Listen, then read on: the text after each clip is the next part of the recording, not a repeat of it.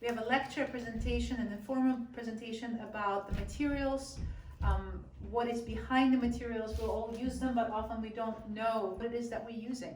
And knowledge makes us only better artists.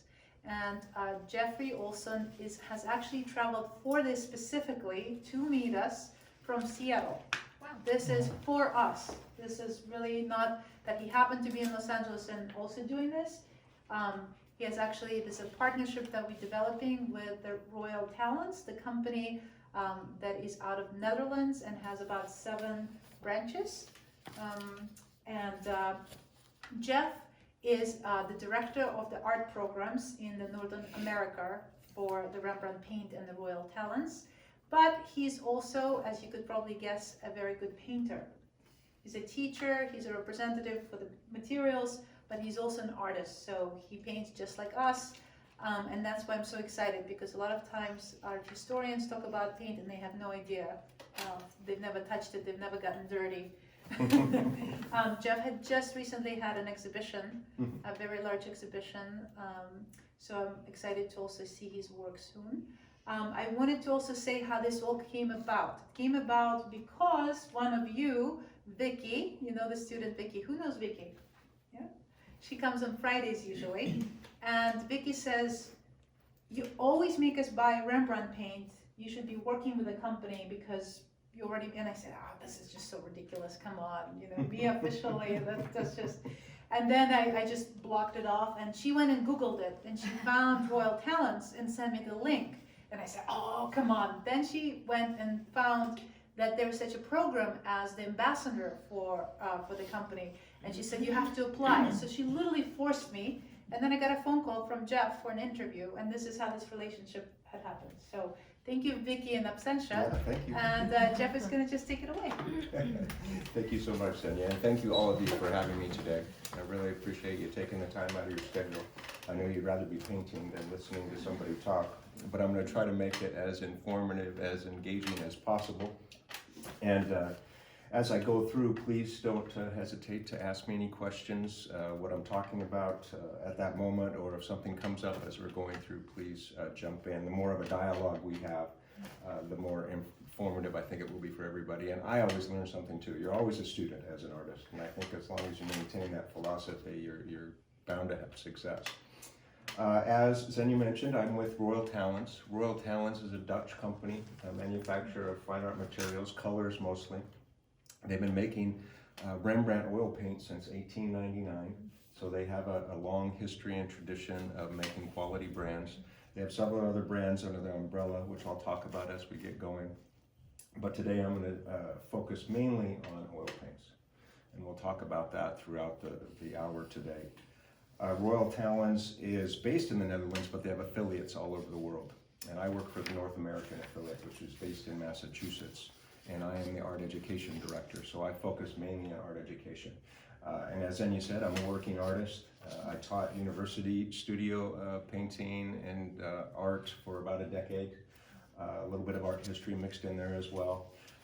And then I've been in the art materials industry for about 25 years. And I've done about every aspect of that, from the retail and the manufacturing to education, outreach, and product development. So I've got a lot of years of experience in the materials themselves.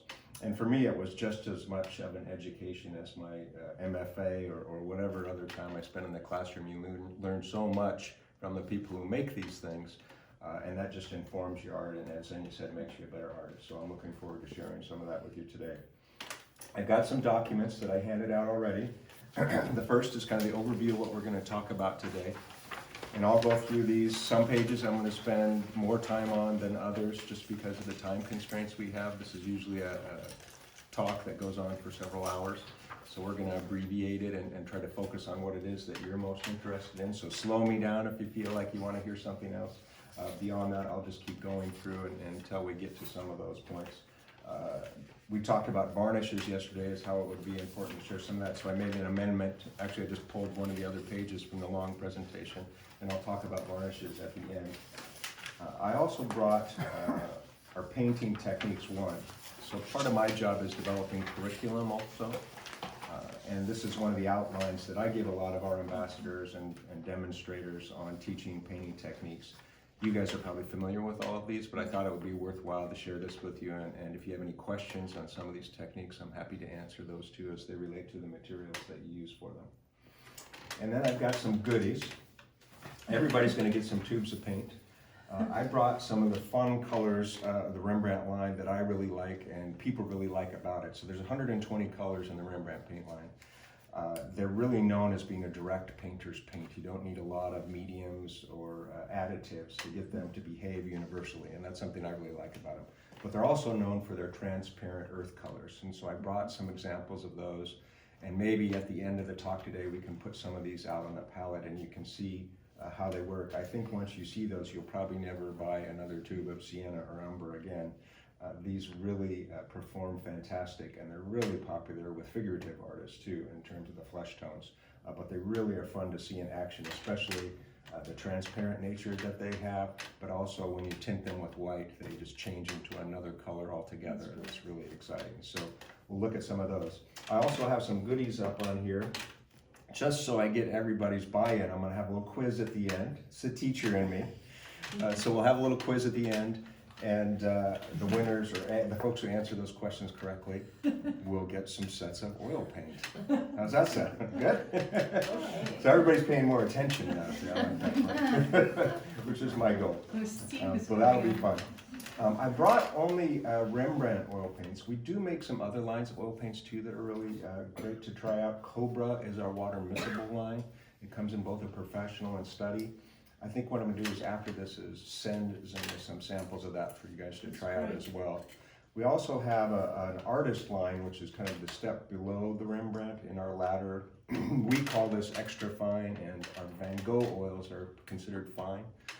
They're much better than a student grade paint, but they do save you some money in there and compared to the Rembrandt. So it's worth trying some of those, because some of those colors are actually really, really well made and fantastic to work with. It's really funny because we looked at the Getty yesterday at Rembrandt and Van Gogh. Mm-hmm. And I don't know if Van Gogh would be upset or not, but he's a little. That he's a step below Rembrandt. Maybe he'll feel He would flattered. probably say, well, of course, yeah.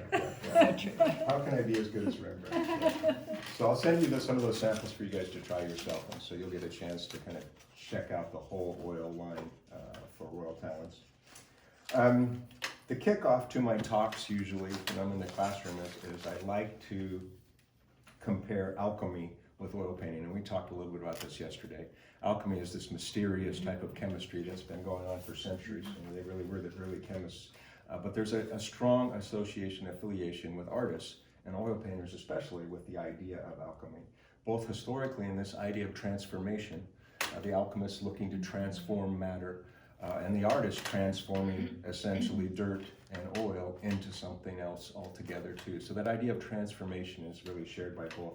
There's also a lot of mythology that both of them have in common, and that's this idea that it's this elusive, secretive society of individuals, and only the in crowd is going to know all that there needs to be known about the materials of oil painting or alchemy in general. And it's certainly true that the more you learn, and as time goes by, you do learn tricks and secrets that help you to reach your goals. But it's really within the grasp of anyone who wants to spend a little time with it. So oil painting doesn't have to be this mythological material that only is for select artists. It's really something that anyone can use who's enthusiastic and interested in learning a little bit about it. And it can do a lot of wonderful things for you as an artist. And I'll talk about oil paints in comparison to some other mediums like acrylic paint today too.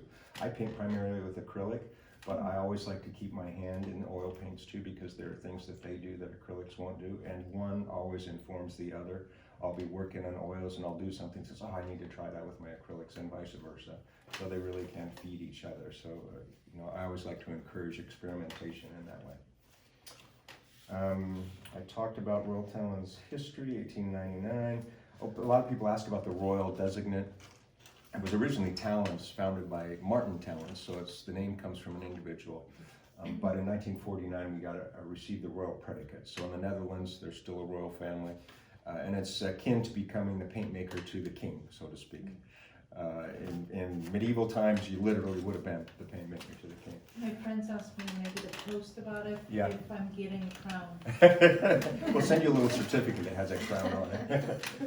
But in the 1949, which wasn't long after very short period of time actually after the end of World War II, Talens received the royal predicate for its cultural and economic contributions to the country. So that's where the royal comes from in Royal Talens. All right, I got a quick overview of what we're going to talk about. In the beginning is a super brief history of oil paints. I'm going to talk a little bit about pigments. What is a binder? So the binder is what holds the pigment together in the paint. It's the other primary ingredient. Different types of oil paints, because there are more than one type of paint that you can use. Reading the tube, I probably get asked this more than anything, and we'll pass out some of the tubes and kind of go through that together. There's information on every brand of oil paint, every brand of paint in general. That's really important to know as an artist. It helps you to make sure that you're getting the products that you want to be buying for your work. Determining quality, this is another question I get. What is the difference between a so-called student grade and a so-called artist grade paint? And when was it appropriate to use one or the other? Working properties, so some of the general working properties of oil paints as is compared to acrylics. Some things everybody knows, like mixing with water versus mixing with solvents, those kind of things. But there are some other important things to consider. Some favor acrylics and some favor oil paints. We'll talk about grounds, that's the surface that we paint on. Auxiliaries, which are the mediums. I think there's probably more mystery around them than anything. And then at the end, I'll also throw in a little bit about these varnishes. And we'll talk about some varnishes and answer your questions there. I have some internet resources for you that you can keep, and then we'll have our quiz. Sound good? All right. So very briefly on the history. A lot of people have this idea in mind that oil painting really didn't start until the Renaissance, so that it was a Western tradition, and that's actually not true. It started many centuries before that, almost 900 years. You've got in the 7th century, most recently discovered in the early 2000s, were these wonderful Buddhist murals in the caves inside of Afghanistan that were dated back to the 7th century AD and were done with a combination of walnut and poppy sealed oil paints. And they lasted within that specific environment really well. So it is a tradition that goes way back beyond just the Western tradition of painting. So oil paints are a medium that has been with us for many hundreds of years. It did become most prominent within Western culture at the 15th century, the early Renaissance, especially in Northern Europe. You guys probably talk about this. You have this, art historian almost in your midst who talks about all these things at the time. But that is really when you see the explosion of oil painting. And it was because of some of the specific properties that it did. It was much easier to blend. It had this open characteristic where you could continue to work on it for a long period of time, much different than fresco or tempera painting. So it gave the artist more freedom and the ability to illustrate a variety of surfaces, textures that were harder or impossible with some of those other mediums. So oil paint really expanded the vocabulary of painters at that time, and really became the primary medium for painters in the West anyways. But the fun fact, correct me if I'm wrong, but from what I've learned is that oil paint to egg tempera was what acrylic is to oil paint now. And in the transition, the real artists painted still with egg tempera, and these lesser artists at first, like they thought, this is not real art. This is oil paint is not, it's and then it took over. It really took over. But at first there was, there was a resistance to the switch. There was, yeah. I mean, we're turning the page very quickly on what took over 100 years time for people to transition to. Yeah. And acrylic is very new. Acrylic paints didn't come. Really, the acrylics we use today until 1950s. There were some acrylics that were still a spirit-based type acrylic paint that was happening in the 20s and 30s in Mexico. The muralist painters down there, like Diego Rivera, were using a type of acrylic at that time. So the amount of time that acrylics have been on the scene, really, in the history of art, is a very short amount of time. So I don't think the page is going to turn quite like it did from tempera to oil painting, from oil painting to acrylic, but it definitely is still in early stages. Other ingredients in paints, there are other things in oil paint besides just the oil and the pigment. There are resins. Originally, when people were making their own paint, they would put things like pine and frankincense into the paint. All sorts of experimentations were happening at that time. There was no paint store to go down and buy some paint. You couldn't have somebody else make it for you at that time. You really had to come up with it yourself. And as we were talking yesterday in the museum, a lot of artists made horrible mistakes that have given conservators headaches for centuries. So it was very experimental at that time. And I think Da Vinci is probably one example that you probably all heard of. Many of his paintings, started to decay within his own lifetime because of some of the things that he tried. But a lot of different things are in and out of the making of oil paintings. And still today, there are proprietary formulas like our formula that's different from other people's because we include things in the paint that's different than what other manufacturers include. And so those kind of things are still happening in our own time. The original surfaces for oil paintings were the surfaces that were there for egg tempera. So mostly it was panels, that most popular panels that were being painted on. It was really the Venetian painters that established canvas as the tradition, and it makes sense when you think of Venice, this huge sailing port, right? They got lots of canvas around. So there was that opportunity to experiment and create new type of surface, and that's where canvas kind of came in. Paint tubes, I think, are really important to the history of art too. It was in 1841, John Rand, who was an American, invented the paint tube as we know it today. So you have this invention that broadened the demographic of who had access to the materials in an extreme way. So you didn't have to rely on a colorist, which was where a lot of artists went to get their paints, or making your own paint in the studio. You could simply go down and buy a tube of paint. So that made it easy for the plein air artists, the Impressionists, at the end of the 19th century to have tubes of paint to take out into the field and paint on plein air. It also made it easier for enthusiasts to paint. You didn't have to be a chemist or know a chemist anymore to have paint at your leisure. And so we see it become something that becomes a pastime and a hobby with individuals, where there weren't a lot of people that just painted as a pastime or a hobby before that. Just curious, who knows what they used to store paint before paint tube was invented? Where did they store it to prolong the... Yes, pig bladder. Yep, animal skins and pig especially. Yeah. So you would just wrap it inside and tie it together and it would prolong the life of your paint. Yeah, we'll talk about But that's a little more convenient. Definitely. Awesome. So, pigment. I always like to talk a little bit about pigment. So that's the color that we're working with. There are three main types of pigments that we use as artists. They're organic, inorganic, and synthetic pigments. So all pigments can be put into those three categories. Organics are those that are animal, vegetable. And there are a lot of famous organic pigments. Carmine is one. For example, does anybody know where the original carmine pigment derives from? Insect, yeah, the cochineal beetle. Yeah, it's a beetle that's indigenous to South and Central America, and they used to crush them up. They still do. And they sacrificed their lives for this beautiful color red, carmine. The Spanish held a lockdown on the cochineal trade in the 17th century, end of the 16th century too. There are lots of great stories about English spies and English pirates raiding Spanish galleons, not just for their gold, but for their cochineal, as they were coming out of the New World to get that beautiful red ink or dye and pigment. So that's an example of an organic pigment. Another one that's really famous is Indian yellow. There's a lot of mystery and myth around Indian yellow. Have you heard the story about where the original Indian yellow is from? Have you ever used Indian yellow? It's real popular with watercolor painters, and some people still use similar to those colors. Cows were fed an exclusive diet of mango leaves, and then their urine was dried and ground into Indian yellow. Congratulations.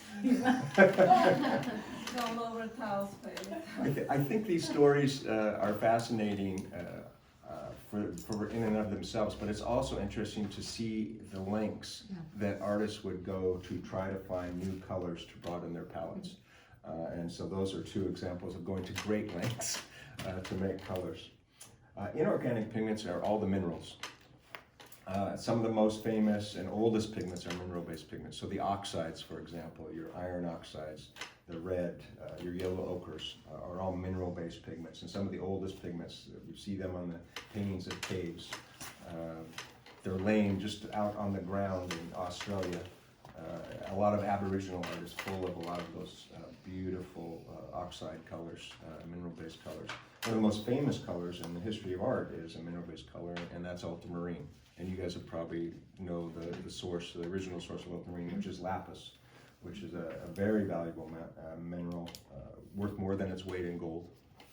And it was mined primarily in the mountains of Afghanistan, although there's some sources now coming out of South America, I've heard. But lapis, ultramarine, comes from beyond the sea or over the sea. That's the translation for it. And it comes from the Venetians who were trading with the East at that time. And you can see in a lot of those Venetian paintings those beautiful ultramarine colors. And not only was it very valuable, meaning that the artists who were using it were very well established and prosperous, but it also became symbolic color in the subject matter itself. Only the most important subjects in the painting would be used with the ultramarine color, like the Madonna you often see in this beautiful ultramarine robe. We were looking at some of the images in the Getty in those early Renaissance and Gothic paintings, and each one had these different ultramarines or versions of ultramarine in their most prominent figures, so it was saved for those particular places. And in those paintings, the bad characters, the traitors, for instance, if you think of Christ and Judas' kiss, what color do you think Judah would wear? Red. The cheapest color, yellows. From the ochres, derived from the mineral that's laying around. So ochre being the cheapest and ultramarine being the most expensive. Yeah. So you think yellow is gold, is beautiful, right? But it's because of the expense. Yeah, think of that, how that translates. We don't really think about that today. And we use all my cobalts on only this person. And nobody's on there on this one. But that's how they thought And the about it. patron would specify Yeah. and would tell you who gets to wear what. Yeah. It was all put down. A lot of dogma on that. So those are the first two primaries. The final one is synthetic pigments. And that's really a combination of either an organic or an inorganic pigment transformed through a chemical process. Typically it's heating, so it's a temperature change. Sometimes it's polymerization, where you're adding other chemicals to it to change the nature of it. So it starts as one and is transformed or synthesized into another. One mistake people think is that synthetic pigments are mostly modern, and they're definitely more prevalent today, because over the years we've identified a lot of pigments that are fugitive, meaning they fade very quickly, at least in terms of art history time. So we've synthesized them to either make them last longer or be less expensive, like with ultramarine is a synthesized pigment today. But we've been synthesizing pigments for hundreds of years. An example is lead white. Lead white is a synthesized pigment. What they used to do in medieval times would be to wrap it in manure and straw, a piece of lead, and let it sit for a couple weeks. And then they'd remove it, and a white film would develop over the piece of lead, and they would scrape that off into a bowl, dry it in the sun, and grind it up. That's where it gets its other name, flake white. So lead white and flake white, from the process of making it. You can do it today by submerging a chunk of lead in vinegar, and the same time span approximately, and it begins to oxidize and turn white, and you can scrape it off. I don't recommend it. It's a very poisonous and toxic process, and you can't really buy lead whites anymore in the US, at least in a lot of the national chains. And I don't think you can buy it at all in California. What was the advantage of using lead white as opposed to? Well, lead white was the white that was used in the Renaissance and beyond. It is slightly more transparent than a titanium white, but more opaque than a zinc. Okay. So it could be used both ways, that we would use both of those today. Yeah, so it's a versatile color. If made incorrectly or used incorrectly, though, it often would blacken. You'll notice there are a lot of faces on icons that are completely black. Those were originally lead white, and they've oxidized over time because the person who made the color didn't make it correctly.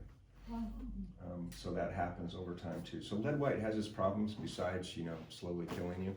But titanium white has pretty much come to be the primary white on most people's palettes today. That's what I tell you to buy. Yeah. There are some mixing whites that include zinc, which is a mineral white. Some people question zinc's longevity, its archivalness, because it does react in some situations, but in small amounts in some of those mixing white, zinc white performs Can you just tell fine. us a little bit the difference, the zinc and the titanium and Well, the white? zinc is very transparent white, so it's an excellent mixing white. So you'll notice if you mix titanium white with your colors, it can be very overpowering, so you have to be really careful with it, or you come up with all these kind of pasty looking passages in your painting. Zinc white you can use fairly liberally, and it will lighten it without overpowering it. So you maintain the primary hue. And it gives the you the color. body. Right, and it'll still give you the body, absolutely. So zinc white can be excellent for that. And a lot of companies, including Royal Talons with the Rembrandt, have made mixing whites, which are balances between titanium and zinc. So you can use those too, for those people who don't want to use just a zinc white all by itself because they're concerned about its archivalness. So mixing whites are good to experiment with if you haven't tried them before, if you like to use white in that way. All right, so organic, inorganic, synthetic might be a quiz question. Today, all colors are standardized through the International Organization for Standardization. We call it the color index. And I'll talk more about that. But on every tube of artist quality paint, there will be a color index number. It begins with a P for pigment, and then it'll have like a Y for yellow. So PY, and then a number after that. And that number refers to a specific pigment that's used in that paint. And I'll talk more about that when we talk about reading the tube. But today we have that standardization, so you know that you're going to get what you want. Quick question, we had a revelation today with Naples yellow. Mm-hmm. I've asked Nadia to pull out the Naples yellow, and it was pink, it wasn't actually yellow, so. There are how three come- types of Naples yellow. Yeah, Okay. there's a Naples yellow is light, medium, and deep. And the deep is more red. Oh, that's probably what you right. meant. And that's part of the synthesizing of the pigment. So temperature changes. Cadmiums are like this too. It's essentially the same pigment that's used in some yellows and some reds, and the cadmiums and oranges.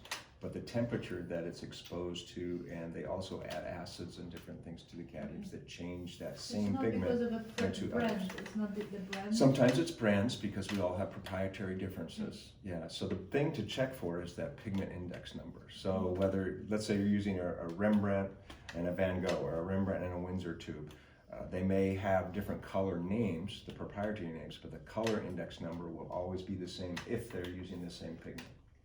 So that's one thing that gives you a better chance at matching colors than without it. All right, dyes versus pigment. I get asked this a lot. So dyes are very common in making paints, primarily student grade paints, but not always. There are some good things about dyes, especially for commercial artists versus pigment colors. The way I describe the difference to folks is salt and pepper. So salt is like a dye, it's soluble. So when you mix salt and stir it up in water, it dissolves. So that's what happens with the dye, it dissolves into the binder. Pigment is like pepper. When you stir it into the water, it'll spread out and disperse, but eventually it'll float down to the bottom. And it maintains its form, and that's a pigment. And so what you need in a binder is something that when you stir it up and it spreads out, it suspends it in place and doesn't allow it to go down. And we'll talk about binders more and how they do that. So when a dye is mixed with something, we call it a solution. And when a pigment is mixed with something, we call it a suspension, because it doesn't dissolve into the material. So that's one of the main differences. That's how a chemist would describe the differences between a dye and a pigment. Fugitive and light fast. Dyes are fugitive, which means they will fade. They're less expensive, so they're used more commonly. We don't use pigmented colors in our clothes, for example. All of our clothes use dye-based because they have better absorption. They dissolve into the binder completely, so they absorb better into the fabric. They're also much brighter and more brilliant, dyes are, because of that saturation that they get, but they fade quickly. Pigments don't have that saturation or that brilliance at first, but they will not fade. The color that you put down, if it's an artist grade, highly light fast pigment, will be the color that you have 100 years later.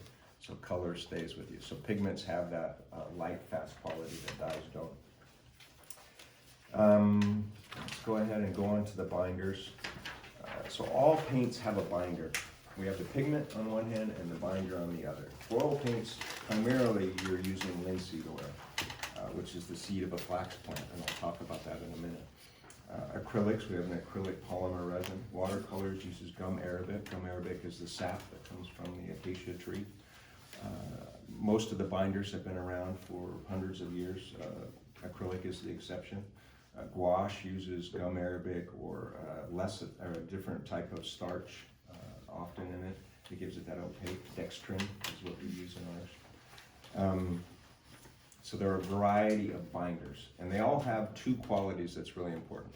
They create adhesion, so they help the pigment stay on the surface, and then they suspend the pigment, so they create a suspension. So you have to have those two qualities within a binder.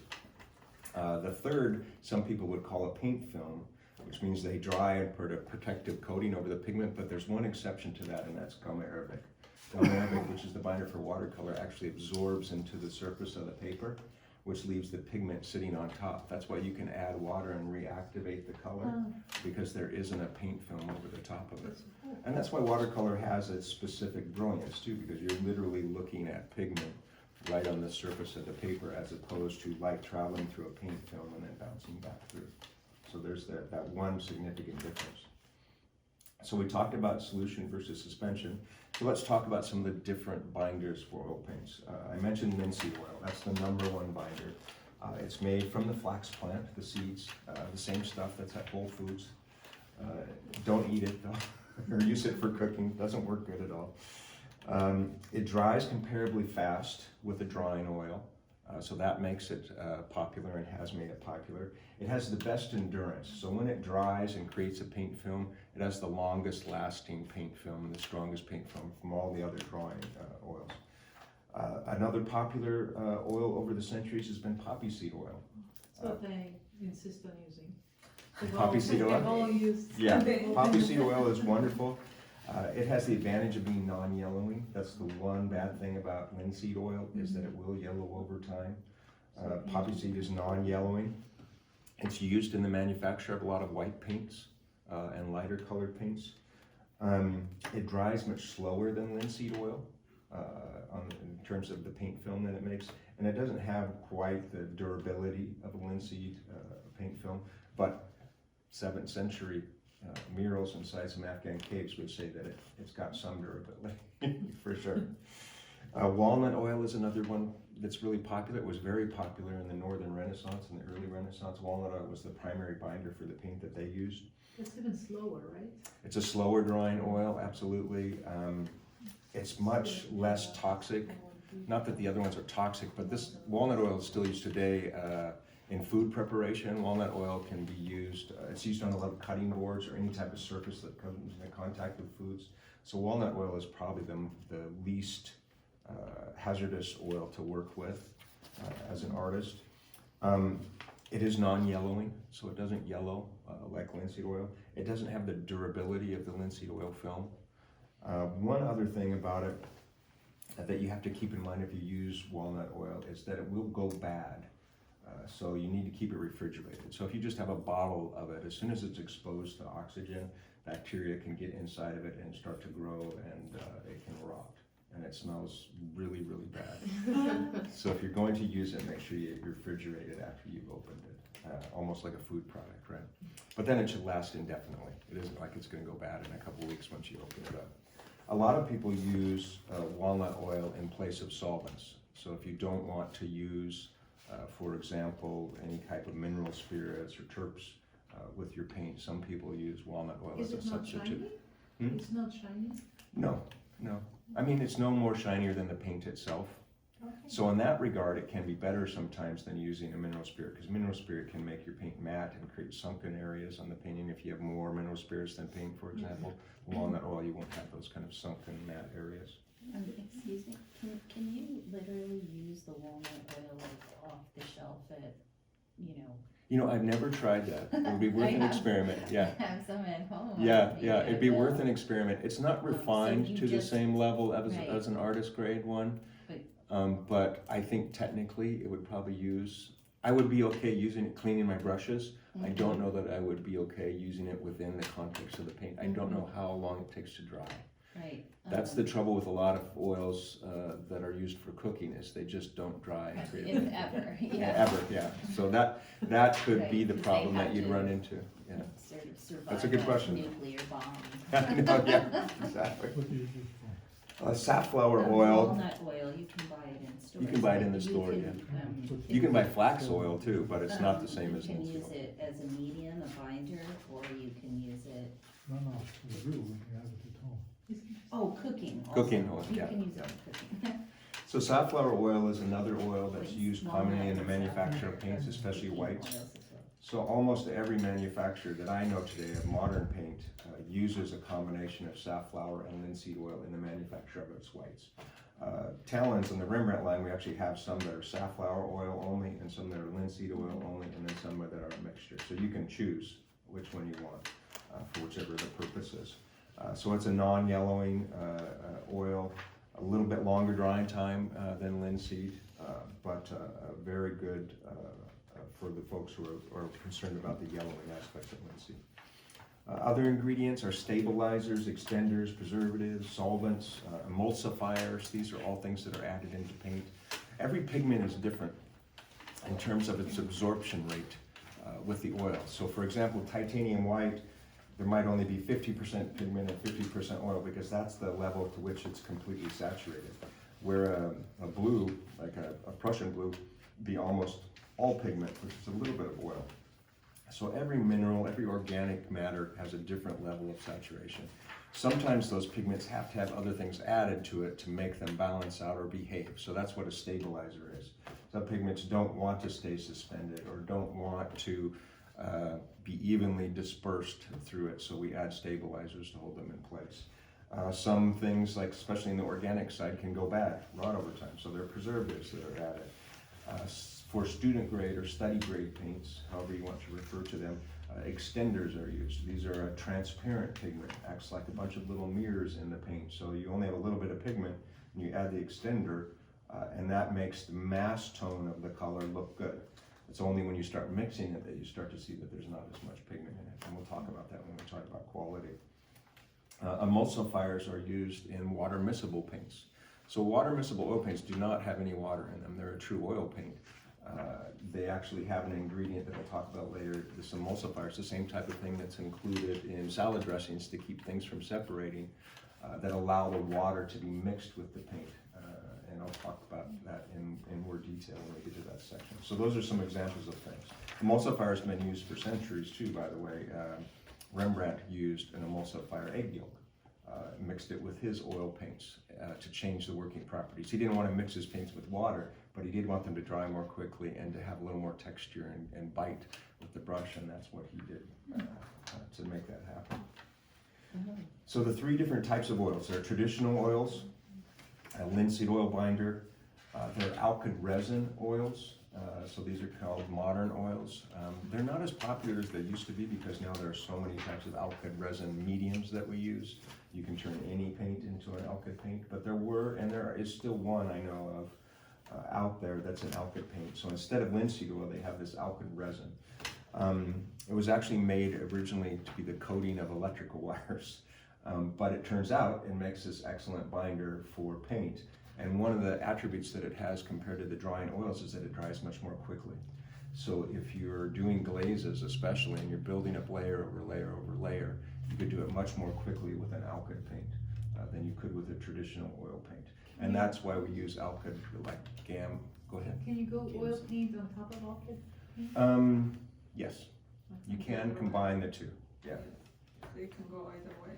You still have to adhere to fat over lean, but you can mix the paints together and you can go one over the top of the other. Okay.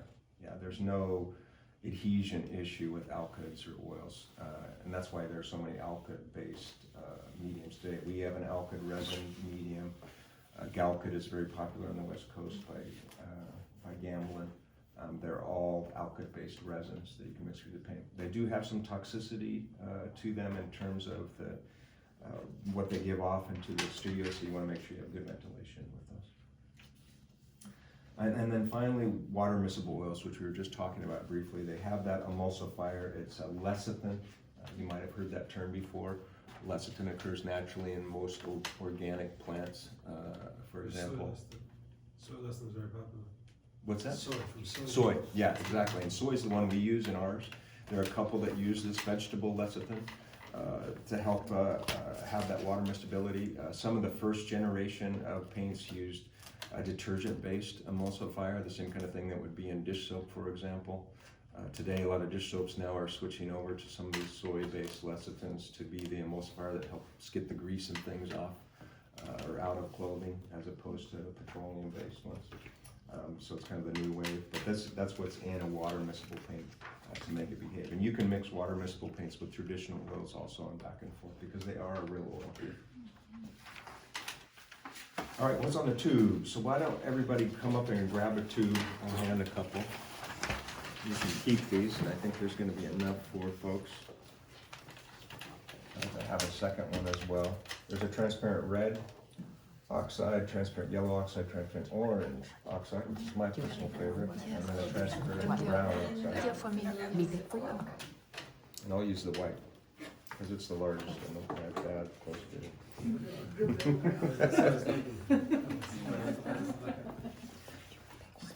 Grab the paint you don't have.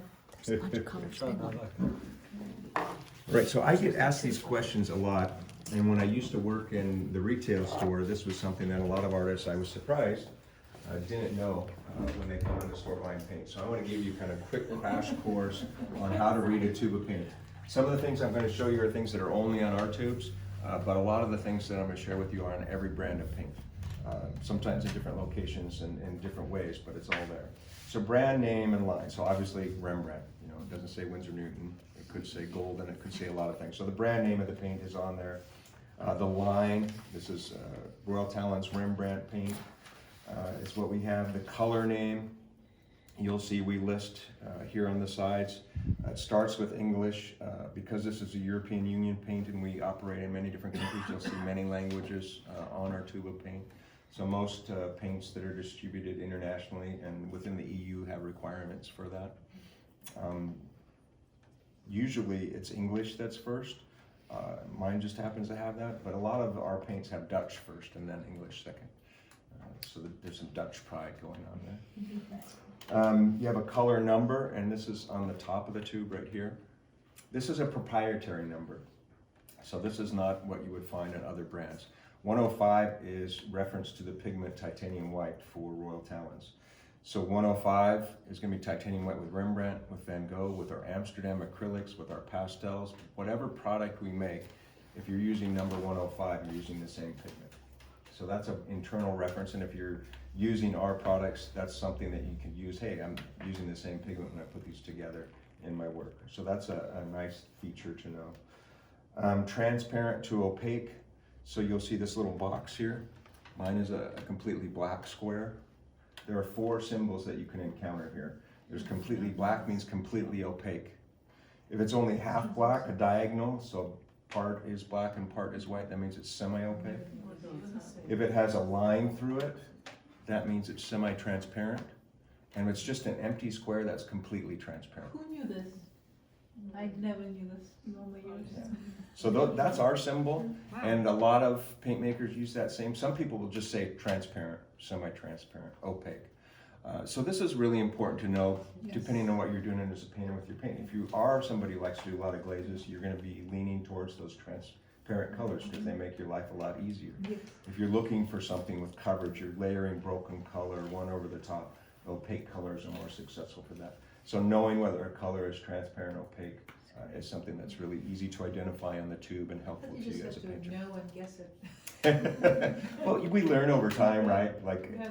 you use phthalo blue and it's a transparent color. Yeah. Most of the blues are transparent colors. You learn these kind of things as you're painting. But here's your cheat sheet if you're I can use like checking 10 something 10 new. years with Yeah.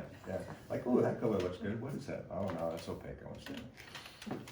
All right, light fastness. So these little plus signs on the side.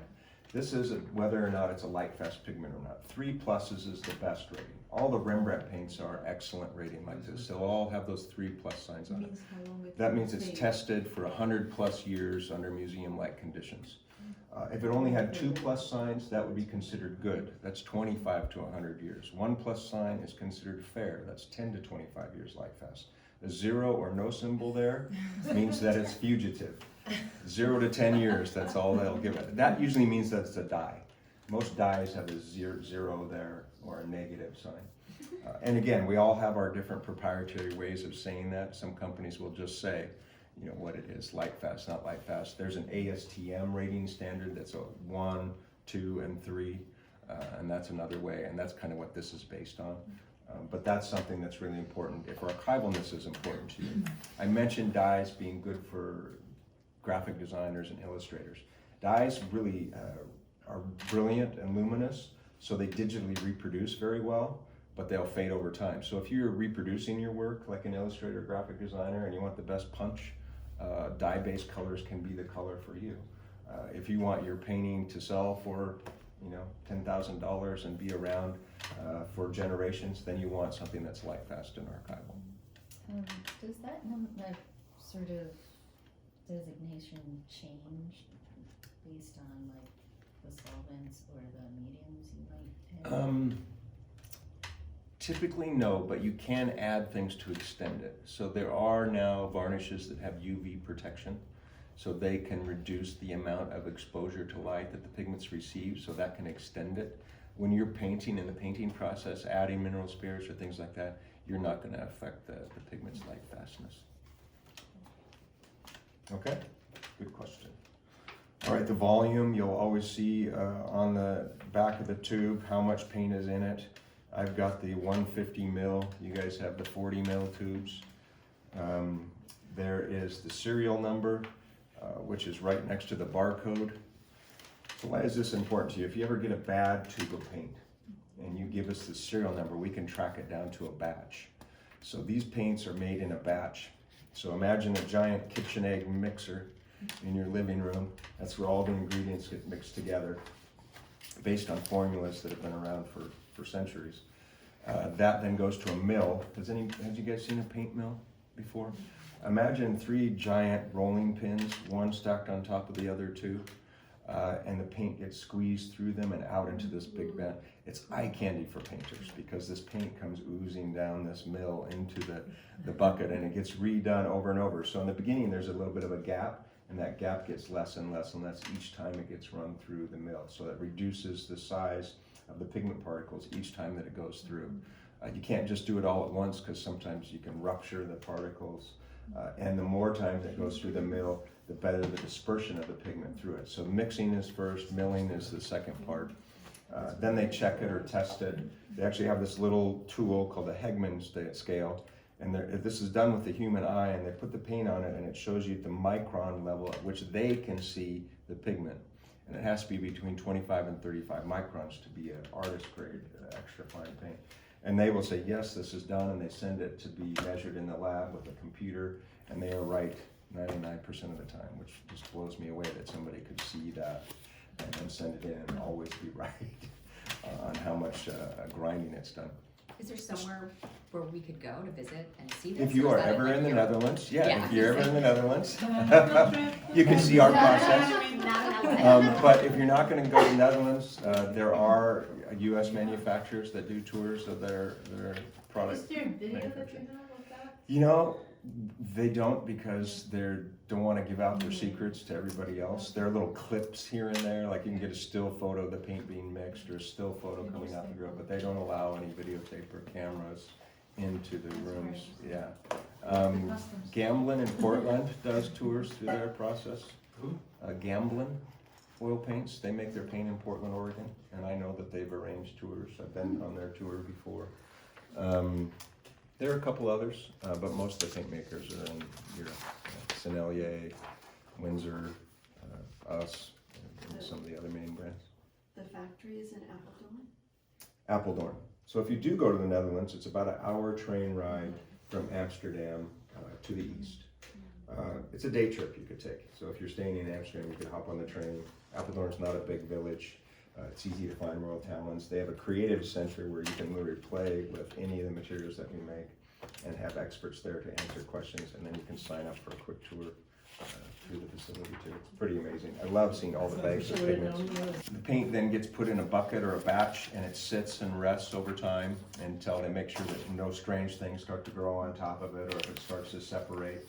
Once they've tested it and approved it, then it gets sent off, but that same bucket or batch will also always keep a sample in the lab. So if anything happens and you send the serial number, we'll match it to our original batch to find out if it was just something was wrong with that tube or if that whole batch had something wrong with it. So that's what the serial number helps with.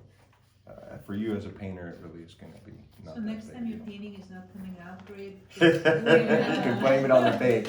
Yeah. Imagine it was just your. All right, the color index number, and this is the one that is really important, I think, for everybody to know. So for me on this large tube, it's right here. What is it? It's a little tiny, and in this light it's tough. This is the color index number that I was talking about, those P numbers. So mine's right here. On these tubes, it's right over here, underneath the serial number. Super tiny. I can't see it. Yeah, in this light, in this light, it's really tough to make out. But that's the number I'm talking about that is universal. So regardless of whose paint you're using, if it's an artist grade paint, it will have these numbers on it. And then say you're using Rembrandt titanium white, but the store is out, so you have to buy somebody else's. You can go and check on the back to make sure the white you're buying is the same as the white that you've been using. Real geek. So is this the actual? P is for pigment, and the next color is for its hue. So for example, I have PW, so pigment white, pigment black, pigment blue, is BL. So there are different designations like that. You're not testing us on this, are you? No, This is the the color combination index of number. Pigments? Pigments, yes. So it's kind of a formula. Right, right, it's a kind of formula. So there are paints that we call monopigmented, they just have one pigment in it. Within ours, there are about 50 monopigments. There's 120 colors total though. So that means the other colors are mixtures of different pigments.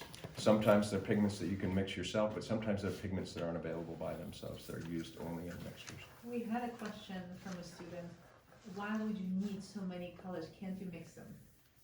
The answer is absolutely, you can mix them. It's really about convenience and how much time you want to do spending mixing colors.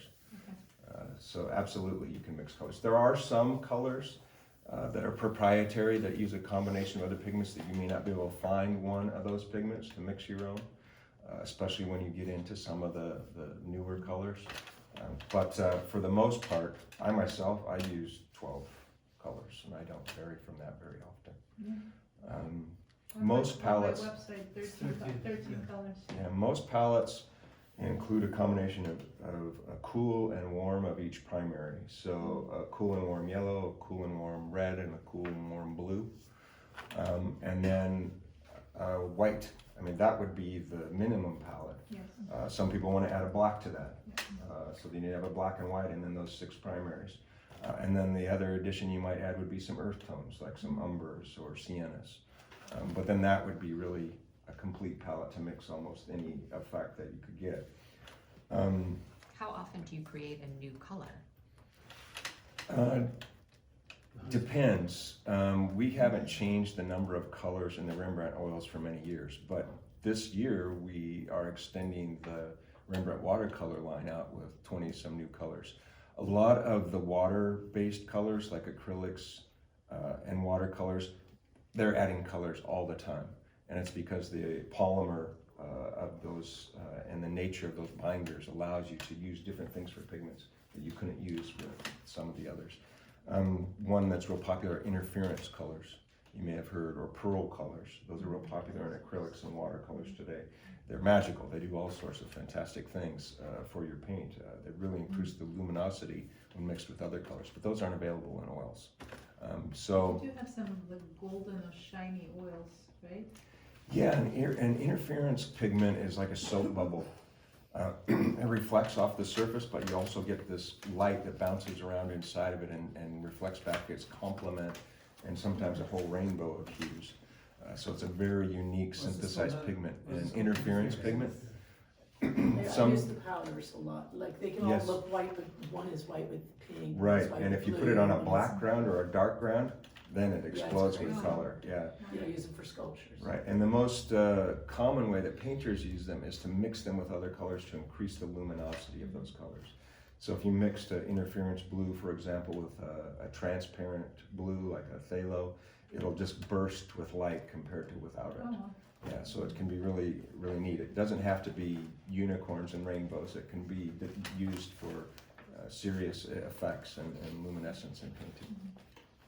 So those are some of the colors that have been coming out new. Back to the palette, I mean, then it really becomes convenience. You know, some people really like to have a cadmium orange as opposed to mixing cad red and cad yellow together. Because technically it is a different pigment than what you could mix with the other two because of the way it's synthesized, but you can get pretty close mixing it too.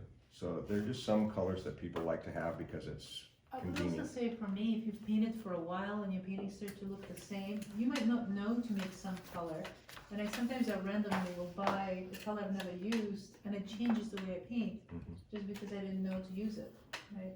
To blend it or to. Yeah. I do that all the time. Yeah, just to surprise myself, right? It's usually I'm stealing because that's what good artists do really well, is steal That's my ideas. quote. You stole my quote. I will be at a conference. For example, I was at this conference in Virginia right before Thanksgiving of all these figurative painters, and they were using some colors and combinations in ways that I didn't use in my studio. I do more abstract images, and I saw some of those things and some of their techniques too, and I went back and said, I'm gonna try these.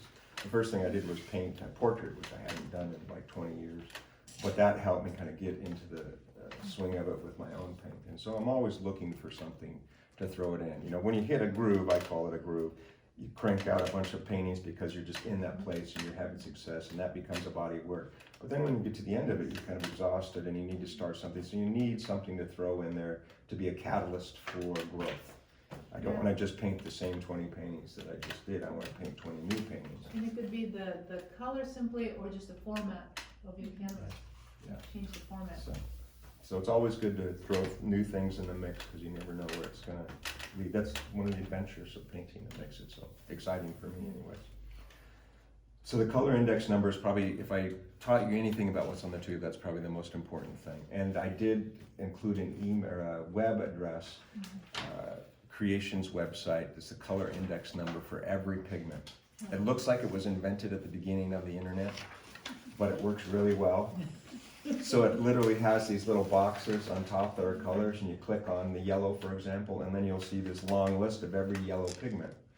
And then you click on one of them, and it'll drop you down to everything you wanted to know about that pigment. All of its common names that it's known by, how it's manufactured, whether it's inorganic or What organic. page is that on? It's on the last page for resources.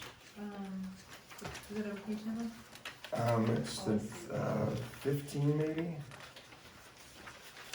Yeah, well, there's no page number, but it is page number 15. So it's the artcreation.com color index names. So that will give you everything you ever wanted to know and more. It'll tell you whether it's toxic to use. It'll tell you how it's made. It'll tell you the ingredients of its origin. There'll be links on colors to lead you to information about its light fastness, about its transparency. So if you really want to geek out on your pigments, that is the place to go. And I use it constantly. There's also a book called by Ralph Mayer, the Artist Handbook, which includes most of the color index numbers too. So it's a great reference book too.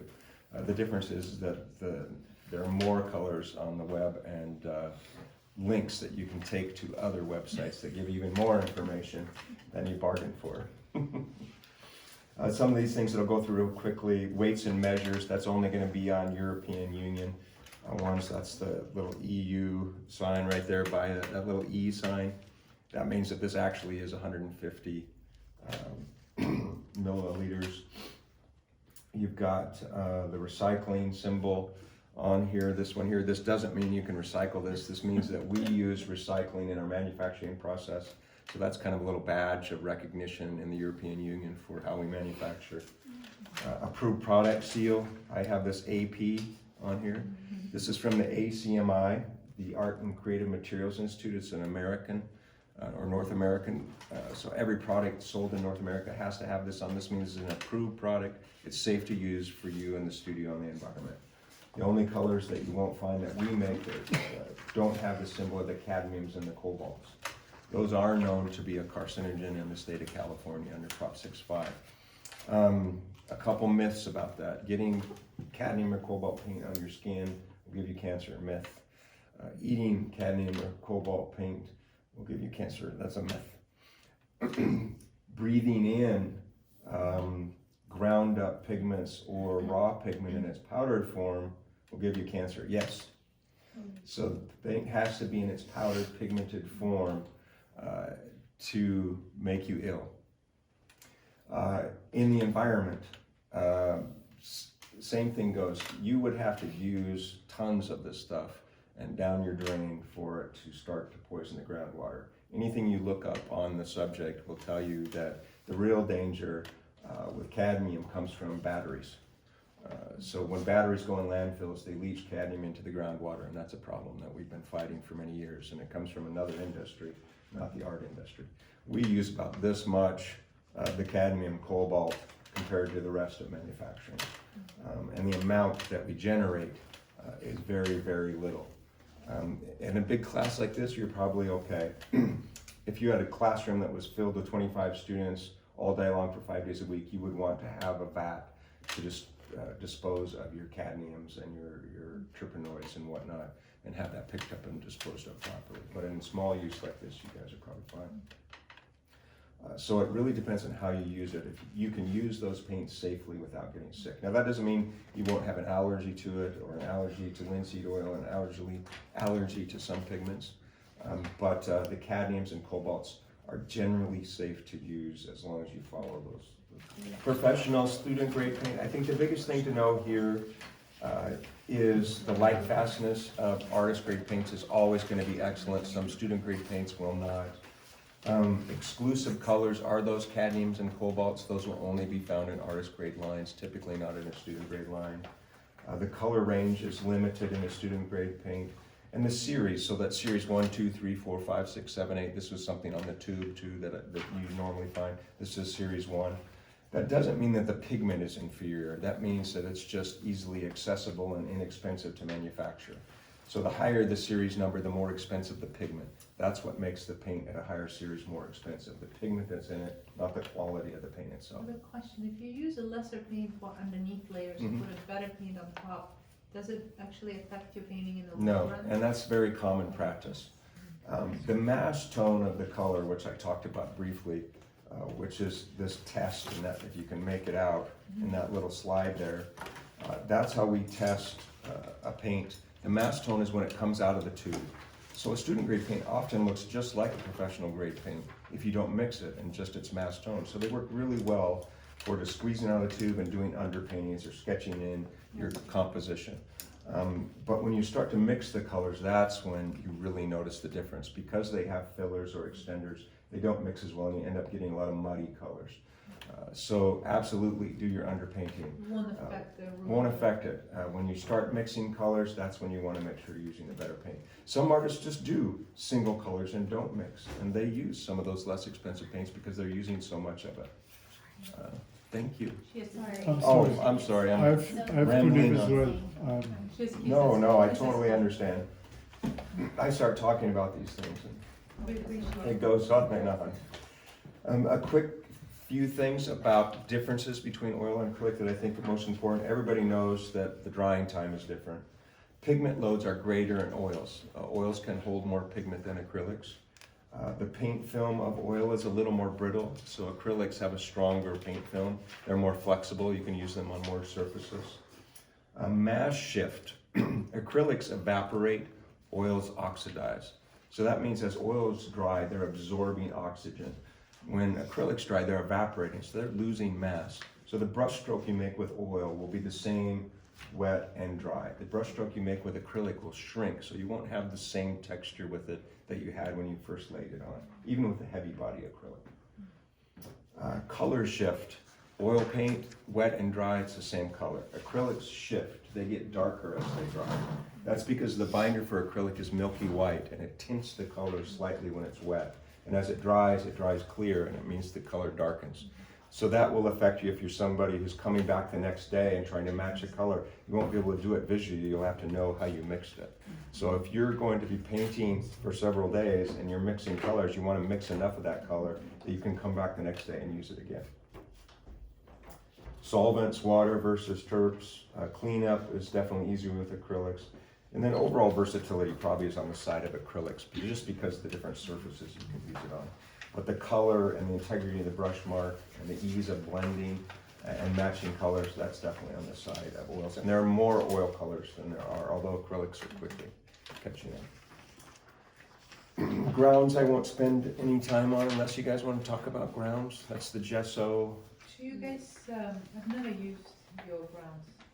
So we have an oil-based ground, so it's a traditional gesso. If you go all the way down to that, it actually includes some linseed oil in it. So that means you have to size the canvas first with the traditional gesso. Sizing is usually done either with a rabbit skin glue, which is a traditional sizing, or PVA, polyvinyl acetate, which is a modern sizing. That protects the canvas from the linseed oil, because linseed oil will eat away at the canvas over time, so you have to protect the surface from the oil. From my personality, I'm just always so eager to paint.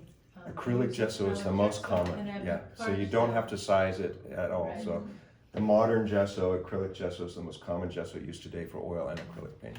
Okay. It acts as a size and a gesso all in one. Would you say, can you tell the difference? Does the paint look better? Depends on how you use it and depends upon the brand. There are cheap gessos and quality gessos. Cheap gessos tend to be thinner and more transparent, so you have to use a lot more of them, so you end up, might as well buy the nicer gesso, yeah. You can, a good gesso, a really good quality gesso, you can just paint on, one coat for acrylic, 2 coats at least for oils, I recommend, just so you protect it well. But some gessos come with a formula where you can actually thin them down with water and layer and sand and layer and sand and layer and sand and create a surface that's very similar to a traditional gesso surface. That's what I heard. Yeah, so that's the traditional way to use a modern gesso. All right, auxiliaries, which are the mediums. The most commonly used mediums are the oils themselves. So-called painting mediums typically are a combination of spirits and linseed oil. Cold pressed linseed oil, so you'll see all these different oils, and a lot of people are like, well, what's the difference between all these oils? Part of it's in how they're made and part of it what it does. So I'll quickly zip through these. So refined linseed oil, the most common. It's essentially the same as the binder in the paint. When you add that, you make your paint more fat. So you're layering. It makes it more transparent. It makes it a little more shiny, and makes it dry a little more solid. Cold pressed linseed oil, just like its name, all the other linseed oils are heated in their process. Cold press is literally squeezing the seeds through a press and getting the oil extracted from it without a boiling. So it's never heated up. That means it's very thick compared to traditional oil. It's used in paint making a lot, so people who like to make their own paints prefer cold pressed oil. Its saturation level is higher. It will extend the paint, make it more fat, make it more transparent. Stand oil is really popular for folks who don't want any brush strokes. It has a consistency of honey. And just like honey, when you put it on something, it slowly levels out. So any brush stroke you made will disappear within a few minutes with a stand oil. So it's very popular with glazing. It's a very fat oil, so you have to make sure you're following those rules of fat over lean. But it can create, those paintings that you see look like glass, typically are using stand oil. Where you're like, did they put something over the top of it? Is that the varnish? Yeah. The varnish added to it, but it's really the stand oil that gives Wait, it. and you can paint over, you glaze it, you can paint over. You can paint over it, yeah. They What's do it in like the drying glazes. time, like a thin amount of? People who use it in glazing will thin it with spirits through the process. So in the beginning, they'll have sometimes an equal mixture, and then they slowly let the last layer where it's just the paint and the stand oil. Yeah. So that's the fattest layer. So that's how they're typically use it. Poppy seed oil is a great medium. It's non-yellowing for one. It thins it out a little bit, so it makes the paint easier to push around the surface. It also extends your paint and makes it more transparent and more fat, but not as fat as linseed oil. And walnut oil, pretty much the The same thing. smell is also very light. Very light, yeah, not as strong. Other mediums include the alkyd mediums, which we talked about. Wax is another excellent medium. Where the oils will make your paint more shiny, waxes will make it more matte, and also give you a lot more texture. So where a lot of the oils will make your paint flow and eliminate the brush strokes, wax will improve and increase the the texture and dexterity of the brush stroke. How, do you sell? We sell wax medium too, and a You painting just paste too, mix which it is a with a whipped up color knife? alkyd. You just mix it right in, 25%. And it keeps the hue? Yes, it will make it more transparent and more opaque and more milky, matte. Okay. Oh, okay, but how unify then afterwards? If you have area that it's more matte and other more shiny, how unify it with varnishes? Yes. Yeah. Yes, so if you want to go back and unify it, and we'll talk about varnishes, I want to make sure I get to that in a second. Yeah. There are dryers that are still available, so if you don't want to use an alkyd resin, you can use a cobalt dryer or a Japan dryer. They are very toxic though, be careful with the use of those, especially the disposal of them. Cobalt dryer can also add a little of a purplish color to lighter colors, so that's something to consider. But they will cut the drying time in oils, sometimes down in half, depending on how much you use, meaning you can layer the paint more quickly. What it does is it increases the amount of oxygen that the paint can absorb more rapidly, so that's what the dryer does chemically. All right, solvents.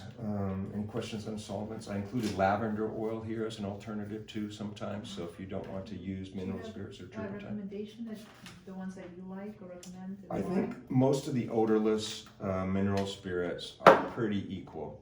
Gamsol probably has the lowest particulate count, meaning what it gives off into the room in terms of smell, but smell doesn't mean that there isn't Right. poison in the air. This is like Right, it's the silent killer.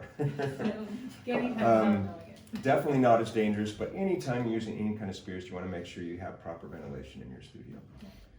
If you don't want to have anything to do with these things, either because of their health hazard or their disposal, lavender oil is a great option. Water miscible paints are a great option to avoid solvents altogether. Where do we buy this lavender oil? Lavender oil now is becoming more available at art supply stores, but you can buy lavender oil, literally lavender oil at a lot of different types of boutiques. And So instead of turpentine? instead of turpentine. So you don't need to ventilate, like it'll eliminate the need to ventilate the studio? I always think ventilation is good, but you won't need it for the same reasons. Yeah, absolutely. There's no toxins that come off of And it does lavender the oil. same thing? Makes everything smell like lavender. It's great. Oh, And it does the same thing? Does the same thing. It doesn't thin out or make your paint super lean, but it will thin it out so that you can sketch and make the paint more fluid. You can clean your brushes with it. It Just won't buy it and experiment, adulterate just the one and see paint how you film. like it. And does And the are Rembrandt, brands totally different, like, for it, like, to I go would out? recommend searching on the web. There are Okay. 3 or 4 different companies that are making these now. They're making a whole lines now. Sennelier, which is a major brand of paint, does make a line of lavender-based oils and safflower-based oils for replacing solvents. So there's a whole generation. I think it took the professional art community, just like switching from tempera to oil paints, a stubbornness in wanting to give up traditional tools. But today, the health concerns are much more well-known and accepted, that it's becoming sometimes common sense. But you would to use abandon. regular oil with lavender oil as medium, Mhm. right?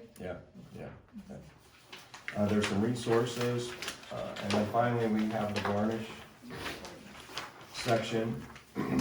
So there are different reasons to varnish. Should you varnish? You don't have to varnish. I always recommend it though. Varnish will protect your painting, long-term, even short-term protection you can get from a varnish. And then there are other reasons to varnish too. You mentioned bringing up colors. So if you have variations, we call it sunken or sinking, where maybe you added a lot of terp to some of the paint in a section and that layer will sink, become really matte or dull compared to other areas of the paint, which are more paint, or maybe areas where you added some painting mediums. So you can use retouch varnish for that. Retouch varnish has a special characteristic in that it allows the paint to oxidize even with the varnish over the top of it. So it's porous, so oxygen still makes it to the paint film. So you can retouch varnish as soon as the paint is dry to the touch. And that can even out the color. And then also it has enough of a porous nature that you can paint right over the top of the retouch varnish.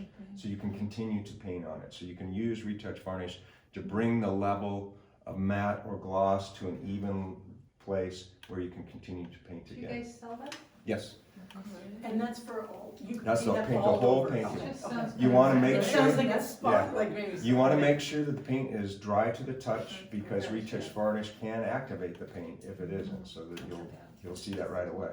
So make sure it's dry to the touch, you cover the whole surface with it, and it only takes about 2 days to dry, and then you can start painting on it again. Amazing. Some people do it as a varnish, just the painting that they're gonna set aside for a while but come back to protect it. They will do a retouch varnish and let it sit, and then 6 months when they come back to that painting, they can still paint on it, but it protects the paint from dust. Streakiness, can you see the streakiness? Is it tricky to apply? No, it isn't tricky to apply at all. It comes in spray too, so if you're worried about brush marks going on it, you can do a spray retouch varnish, but it's pretty easy with a varnish brush, which is a super fine bristle brush. Eventually, when you decide that it's done, do you have to do different type of varnish? Yes, so when you're all done with the painting, maybe there is still some areas that are dull or that the finish isn't matching up. This is one of the reasons that artists varnish. They want to unify the surface. Some people want to make it all matte, so there are matte varnishes. There are satin varnishes, which are in between. And then there are gloss and high gloss varnishes. So some people really want that mirror look to the painting. So you can choose your varnish. You can mix them together to make the exact finish that you want. So maybe you want to be somewhere between satin and gloss, and so you can buy the two and mix it together and create your own level of finish as well. What about if there is some special fabric to remove the dust from the painting? I recommend something like cheesecloth, something that's going to pick up the dust but not be abrasive, so something that's really soft. You can do it with a brush sometimes too, to brush off dust. You want to wait at least 6 months before you put a final varnish, because final varnishes do cut off the oxygen from the painting. So the painting needs to be dry all the way through. If you're somebody who paints impasto, alla prima, really thick layers of paint, you want to maybe wait a year before you put a final varnish on. Because even though the top layer of the painting is dry, there may still be layers underneath that are still oxidizing. And if you varnish too soon, you will cut off the oxygen and you will develop cracking and bulges and lots of problems down the road. I have a question about Gomvar varnish. I have two paintings I varnished. One, my husband said, "Oh, don't let it lie flat. Put it up, otherwise it'll get dust on it." So the varnish ran. Is it self-solving? Can I? Gambar is like a retouch varnish. So Gambar can be put on. It has a polymer, a resin polymer in it that allows the oxygen to still be absorbed by the paint film. So it is something that can be reapplied. So it's kind of got Runs. movement. Yeah, so is it dried now? Yeah. And like that, you can remove it with solvent. Yeah. Okay. And the other thing is, the other painting, I have a problem because I think I got a lot of oil in one spot. And so 2 coats of varnish and it's still not well covered. That's interesting. So the paint had a lot of medium or a lot of oil in it, and it dried to look different completely in terms of its finish. I don't know that you can do anything with it in terms of varnishing. Resin. Maybe a resin. I think you're gonna have to experiment a little bit with how you treat that area. I would probably have somebody look at it. I don't have the expertise to answer that question. Getting conservation. Yeah. So Gomvar is not a There's a web thing called Wet Canvas. It's not included on there, but it's kind of a place where everybody weighs in with questions or problems. And you can put up a question, your question, just as you shared it with me on there. It says, anybody experienced this problem, what did you do to solve it? And then people will start chiming in on what they did to tell you how they fared or what worked for them.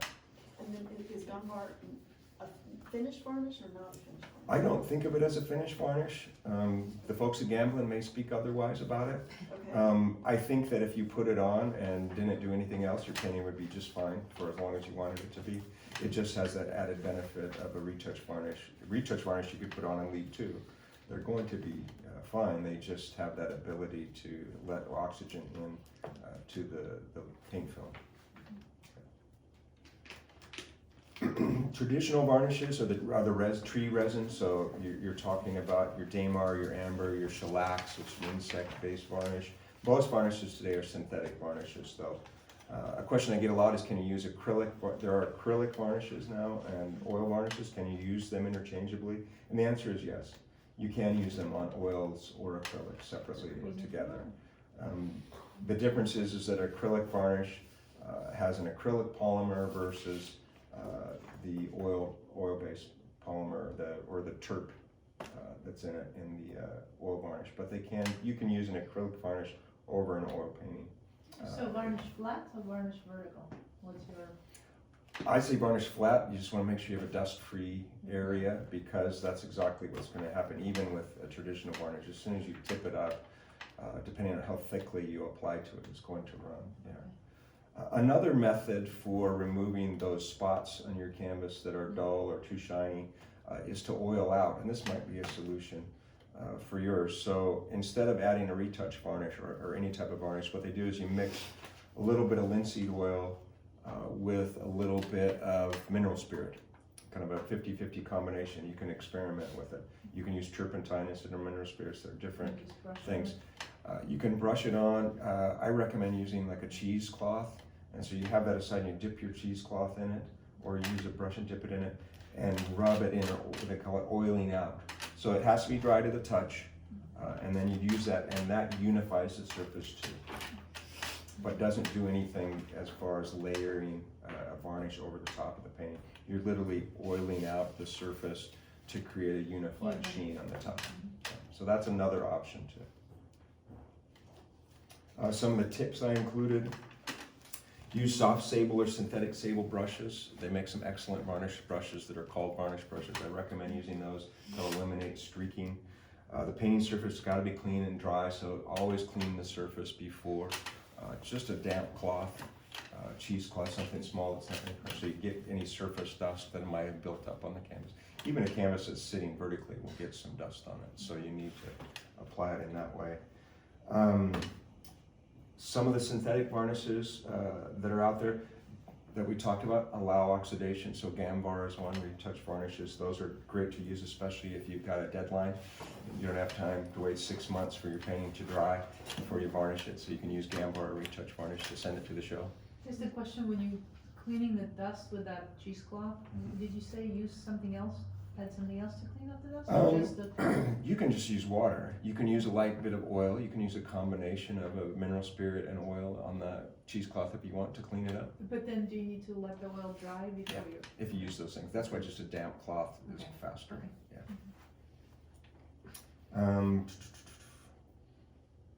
Yeah. Those are the main things.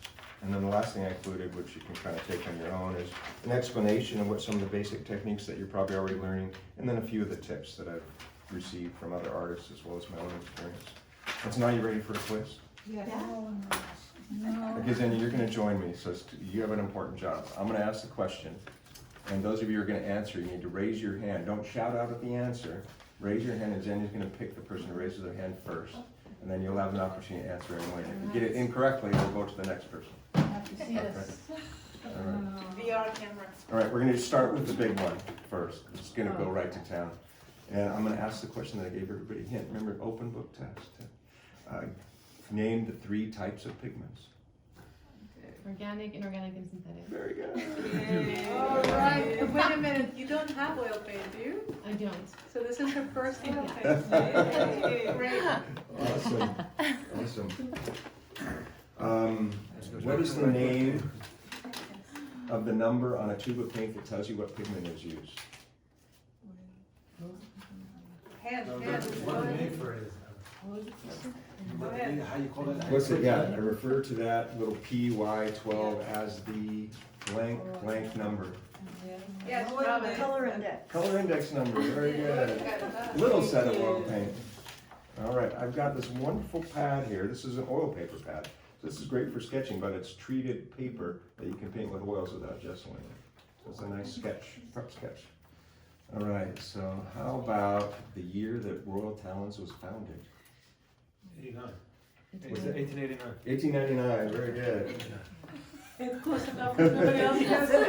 And how many people? 1, 2, You got 3 3, or 4, 4 5, numbers. 6, 7, 8. It was 120. And I've got more than 8 tubes left, so if you guys want to come get a second color, please do, and I'll donate these to you. That's amazing.